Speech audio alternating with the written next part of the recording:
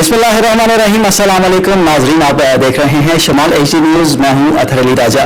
नाजरीन, इस वक्त हमारे साथ बहुत ख़ास शख्सियात मौजूद हैं। नसीर खान साहब हैं all the way from Charsadda से, वो यहाँ तशरीफ़ लाए हैं एबटाबाद में। शहजादा गुस्ताहसिफ साहब किसी तारुफ के मोहताज नहीं हैं। लोकल पॉलिटिक्स में उनका एक बड़ा नाम है, KP के पॉलिटिक्स के हवाले से, और अगर जमीन देखा जाए तो उनका एक बड़ा नाम है और बड़ी गहरी नज़र है उनकी। सियासत के अलावा तारीख और जोग्राफिया जो हमारी डायमेंशंस हैं, ओवरऑल अगर पाकिस्तान की बात की जाए क़याम पाकिस्तान के बाद से, तो तारीख के ये स्टूडेंट भी रहे हैं। और इनसे हम आज जानने की कोशिश करेंगे कि क्या ऐसी वजूहात थी पाकिस्तान का क़याम जिस वक्त हुआ, कौन कौन से हमारे एरिया से ख़ास तौर से ये जितना भी एरिया है, गिलगित, कश्मीर, बल्तिस्तान और एबटाबाद, यहाँ से जो सराउंडिंग्स हैं, कौन कौन से इसमें जो है बरादरियाँ इसमें शामिल थी, कौन कौन से इस्लामी लश्कर ऐसे थे या ऐसी जमातें थी जिन्होंने उसमें अपना किरदार अदा किया। अस्सलाम वालेकुम सर। वालेकुम अस्सलाम। सब कैसे मिजाज? ठीक है, बस शुक्र है अल्लाह का। आपने बड़ा सेंसिटिव लेकिन बहुत अच्छा मौजू छेड़ दिया।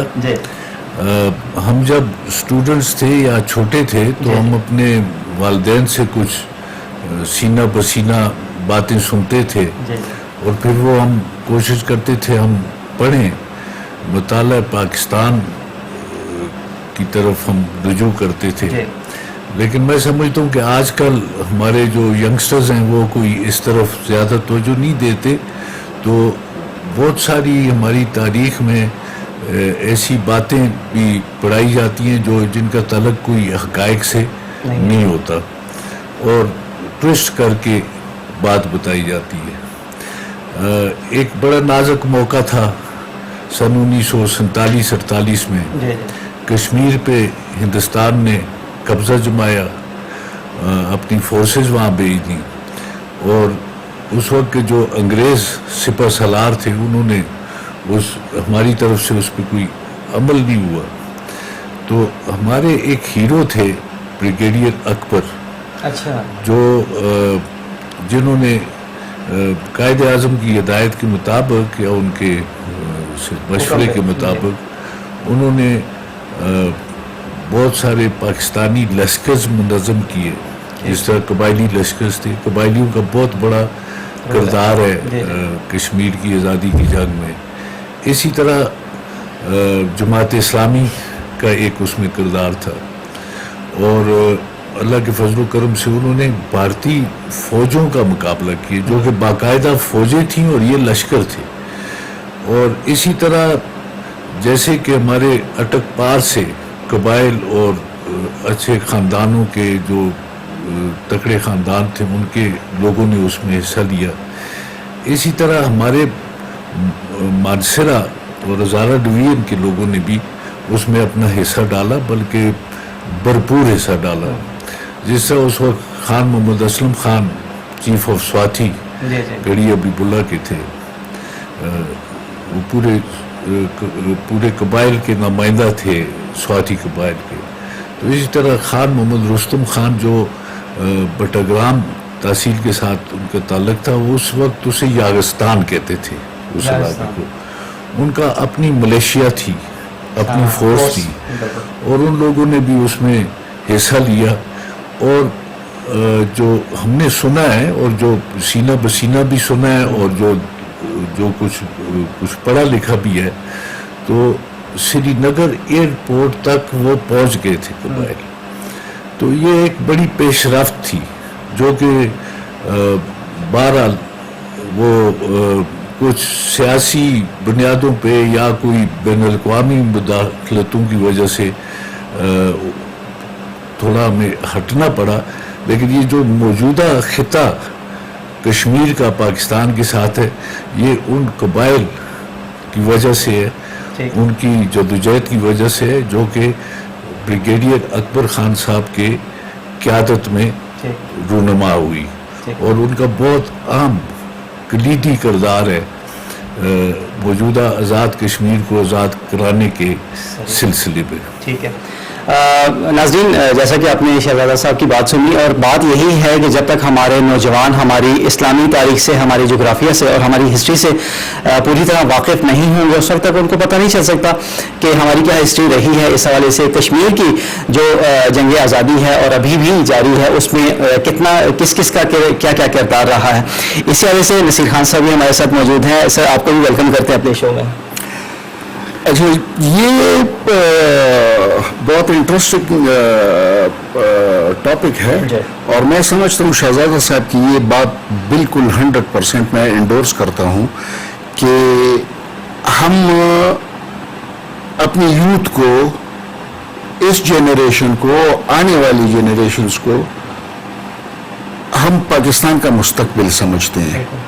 تو پاکستان کا مستقبل تو وہ تبھی سنوار سکتے ہیں جب ان کو پاکستان کی تاریخ کا پتہ ہو, اصل حقائق کے ساتھ اور اصل حقائق کے ساتھ پتہ ہو. ہماری پاکستان کی تاریخ کا مطالعہ جو ہے وہ کرنے کی بھی ضرورت ہے, لیکن پارٹیشن سے تھوڑا پہلے جانے کی بھی ضرورت ہے. دیکھیں تاریخ پاکستان کا آغاز جو باقاعدہ ہوا ہے وہ 1940 میں قرارداد پاکستان جو مینار پاکستان پہ ہاں منٹو پاک لاہور سے جو ہے ادھر سے یہ اس کا باقاعدہ آغاز ہوا ہے. تو ادھر سے لے کے ریڈ کلف کمیشن ہو گیا اور ریڈ کلف کمیشن کے بعد پھر جو ہے اس کے جو ریپرکشنز تھے اور پھر اس کا جو وہ امپیکٹ آیا ہے فوراً ہی پاکستان بننے کے بعد. آپ کو پتہ ہے کہ گرداسپور ہو گیا, پٹھان کوٹ ہو گیا, فیروزپور, یہ ایسی جگہ تھی جو ابھی انڈین پنجاب ہے جو مسلم میجورٹی تھی, پاکستان کے حصے میں وہ آئی تھی. تو وہ ریڈ کلف کمیشن جو ہے اس ایوارڈ کو اسٹڈی کرنے کی ضرورت ہے. اور پھر آپ کو اندازہ ہوگا کہ 48-49 کی جو وار تھی وہ کیسے جو ہے وہ چڑی اور مسئلہ کیا تھا. اس کے بعد جو ہے وہ بھی تاریخ کو سمجھنے کی ضرورت ہے. ایک چیز کی میں وضاحت کرنا چاہ رہا ہوں کہ ٹرائبل لشکرز جو تھے اس کو آرگنائز کرنے میں جنرل اکبر خان کا جو ہے وہ کوئی رول نہیں تھا. انہوں نے جنرل طارق کے نام سے جو بعد میں ان کا ٹائٹل بھی بن گیا, جنرل طارق کے نام سے یہ انہوں نے پاک فوج کو لیڈ کیا اور ساتھ میں ٹرائبل لشکرز جو تھے, جو جماعت اسلامی کے جو وہ جہادی تھے اور جو دیگر تنظیمیں جو تھی لوکل, ہاں ادھر کے جو ہزارہ کے اور آپ کی جو عباسیز ہیں جو ادھر لگے ہوئے ہیں کشمیر کے ساتھ, ان سب کی پھر انہوں نے جوائنٹ کمان جو ہے وہ سنبھالی اور انہوں نے لیڈ کیا سب کو. تو یہ میں وضاحت جو ہے وہ ضروری سمجھتا تھا. باقی جو ہے وہ تو ابھی سر ابھی یہ بتائیے کہ اوور آل ابھی جو سینیریو چل رہا ہے اس کے مطابق آپ کیا سمجھتے ہیں جو بیرونی قوتیں ہیں وہ اس ڈسپیوٹ کو حل نہیں ہونے دینا چاہتی, کیونکہ پاکستان کہتا ہے جی کشمیر ہماری شہر ہے, وہ کہتے ہیں جی ہمارا اٹوٹ انگ ہے. تو یہ ڈسپیوٹ کب تک یہ مسئلہ حل ہونے کی کوئی امید بھی ہے یا نہیں ہے؟ یہ لائن آف کنٹرول جو ہے, لائن آف ہمارے تو ادھر بھی اس طرح کے لوگ ہیں جنہوں نے کوشش کی ہے کہ لائن آف کنٹرول جو ہے اس کو پرماننٹ بارڈر جو ہے وہ بنایا جائے. تو یہ مسئلہ جو ہے یہ تو یو این کو چاہیے, ان کی جو قراردادی تھی اسی وقت جو ہے انڈین سائٹ وہ گئی تھی سیکیورٹی کاؤنسل میں اور وہ سیز فائر کے آرڈرز اور ساتھ میں وہ قرارداد the fate of Kashmir will be decided according to the wishes of the Kashmiri people through publicized. उसमें टाइम फ्रेम कोई नहीं था, and that was readily accepted by us. then prime minister Liaquat Ali Khan sahab ने उसको readily accept किया, लेकिन वो रेफरेंडम हुआ भी, पब्लिसाइड आज तक जो है वो नहीं हुआ. तो एक तो इसमें यूएन का जो है वो भी रोल था. उसके बाद से अभी तो आप देखें ना, अभी तो 75 साल गुजर गए हैं. तो अभी तो हमने अपने मुल्क को इतना कमजोर कर दिया है. अगर आप हमारी मैशियत को देखें, करप्शन की वजह से और जो है पॉलिसी, गलत पॉलिसियों की वजह से हमने इतना कमजोर कर दिया है कि मुझे तो नहीं लगता कि इसमें फौरी तौर पे कुछ हो सकेगा. लेकिन मैं ये ज़रूर कहना चाहूँगा कि अगर पाकिस्तान की तामीर जो है, वो जो बुनियाद जो है कायद आज़म ने डाली थी, उसके ऊपर वो इमारत जो है वो फिर 48 के बाद 49 से वो ठीक नहीं बनी.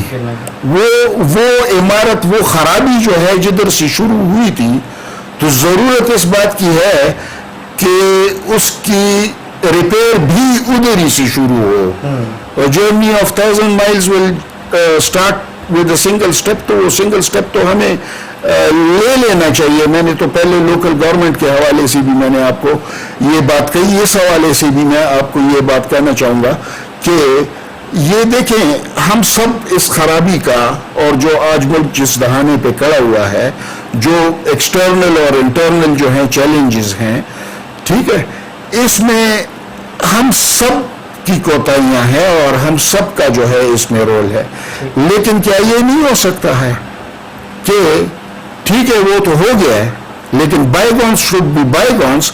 हम इसकी तामीर में तो किरदार अदा कर सकते हैं. मैंने इस हवाले से ये भी एक बात की है कि अगर यही बयानियां है और अगर खराबी इधर ही से शुरू हुई है, तो मैं हरिपुर जाने को तैयार हूँ. हरिपुर से मैं इलेक्शन लड़ लूंगा. और तो बात तो जो है वो इलेक्शन हारने या जीतने की नहीं है, वो अपना एक पॉइंट, एक बयानिया लेके जाने के लिए है, और उसमें इंशाल्लाह लोग हमें सपोर्ट जो है वो करेंगे. चलिए, thank you so very much sir. Shahzad sahab, आखिर में आपसे एक छोटा सा सवाल बड़े इख्तिसार के साथ बताइएगा कि पाकिस्तानी पॉलिटिक्स जो है ओवरऑल अगर हम देखें, कश्मीर तो क्या, बाकी जो दीगर मामलात हैं उनमें भी हम बहुत पीछे हटते जा रहे हैं, और भारत जो बड़े तम तराक के साथ एक किस्म का हमें तड़ियाँ भी देता है, धमकियाँ भी लगाता है और अपनी बात भी मनवाता है. और अभी ये करंट सिचुएशन देख लें, अगर पानी वो कह रहा है हम अब छोड़ देंगे पाकिस्तान की तरफ, पाकिस्तान सारा डूब जाएगा, तो हम कब खड़े होंगे अपने हुकूक के लिए? जवाब दे दिया है जब उन्होंने इमारत का जिक्र किया, क्योंकि हमने शुरू ही से अपनी पॉलिसीज और अपने रवैये एक स्टेट को ठीक चलाने के लिए उन्हें उस तरह से नहीं बनाए, तो उस वजह से हमारी वो इमारत जो है वो टीढ़ी हो गई है. अब उसको दुरुस्त करने के लिए हमें, जिस तरह कि इन्होंने कहा, हमें पहला कदम उठाना पड़ेगा. लेकिन पहला कदम कौन उठाएगा, सवाल ये है. क्योंकि जो मौजूदा हमने लीडरशिप देखी है, यही शुरू से इस वक्त तक यही लोग इक़्तिदार पे आते रहे हैं. और जिससे आपने कहा कि म्यूजिकल चेयर्स, कभी एक कभी दूसरा. जेन्युइन लीडरशिप चाहिए होगी जो कि मिडिल क्लास से हो, इनलाइटेंड हो, पढ़ी लिखी हो, उनका विजन हो और वो मुल्क को बनाना चाहते हों. तो मैं समझता हूँ कि ये अब हम लोगों तक है, इस मुल्क के अवाम तक है कि वो अपने फैसले ठीक करें. और जब वो फैसले ठीक करेंगे और ऐसी लीडरशिप लाएंगे कि जो विजनरी हो और मुल्क को बनाना चाहे, तो मेरा ख्याल है कि जब पहला कदम उठाया तो खुदा करेगा कि ये मुल्क सही सिमत में चल पड़ेगा. Thank you so very much جی آپ دونوں مہمانوں کا. ناظرین بات یہی ہے کہ بارش کا پہلا قطرہ کسی نہ کسی کو بننا ہی پڑتا ہے. خدا کرے میری عرض پاک پہ اترے وہ فصل گل جیسے اندیشہ زوال نہ ہو. اسی کے ساتھ اپنے میزبان اطہر علی راجہ کو دیجیے اجازت. دیکھتے رہیے شمال HD نیوز. ذرا نہیں پورا سوچیے. فی امان اللہ.